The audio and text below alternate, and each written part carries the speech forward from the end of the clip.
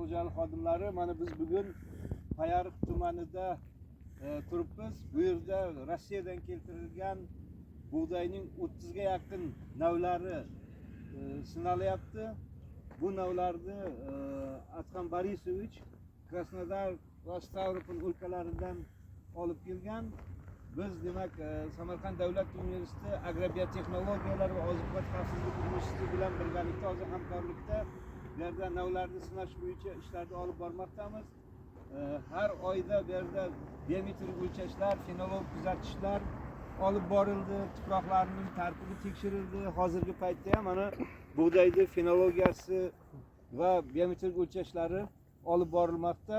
Mana shu navlarni biz respublikamizga moslashgan, yuqori hosil va yuqori sifatga ega bo'lganlarini tanlab, kelajakda bularni keng maydonlarda ekishga tavsiya qilishni maqsad qilganmiz. Mana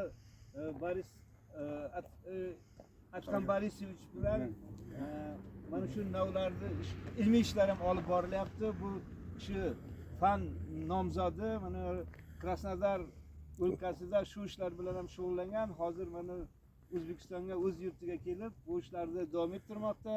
Bu ishlarning natijasida demak kelajakda mana doktor science, ya'ni doktorlik ishlari ham bu kishi tomonidan bajariladi va bu bo'yicha ham ancha demak jadal tarzda ilmiy ishlar olib borilmoqda.